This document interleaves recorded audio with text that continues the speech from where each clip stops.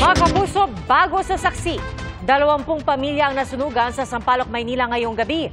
Sa datos ng BFP-NCR mula Enero hanggang Hulyo, tumaas ng 13% ang bilang ng sunog kumpara sa parehong panahon noong 2023. Saksi, si James Agustin.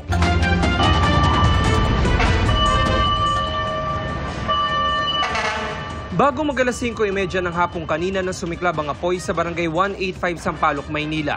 Base sa imbestigasyon, nagsimula ang sunog sa kanto ng M. de la Fuente at G. Tuason Street. Umabot ito sa ikalawang alarma. Tinatayang 13 bahay ang natupo at apektado ang 20 pamilya.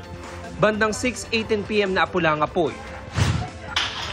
Sa barangay Pasong Tamo, Quezon City, nagbayanihan ng mga residente para mailabas ang isang lalaki mula sa nasusunog na bahay. Nasunog na si Tapay, oh. Tuluyang nilamon ng apoy ang bahay at nagtamo ng mga paso sa katawan ng 59 anyos na si Francis de los Reyes. Ang lakas na! Ang lakas! Ang lakas na! Pero lubos ang pasasalamat niya sa mga tumulong na iligtas siya.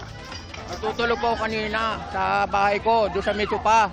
Tapos nung nagising ako, may apoy na sa loob.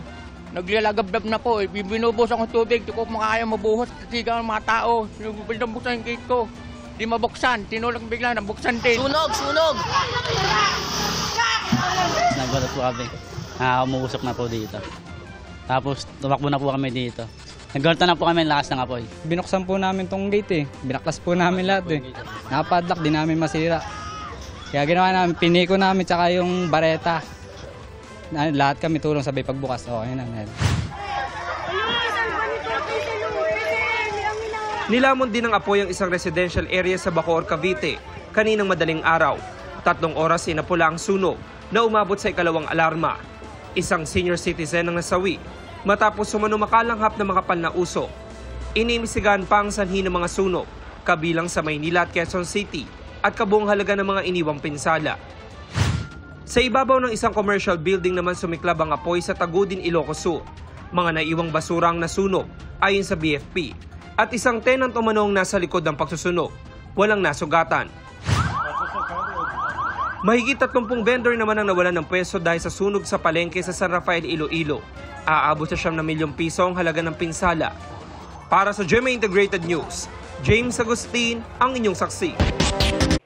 Mga kapuso, sama-sama tayong maging saksi. Mag-subscribe sa GMA Integrated News sa YouTube at para sa mga kapuso abroad, samahan niyo kami sa GMA Pinoy TV at sa www.gmanews.tv.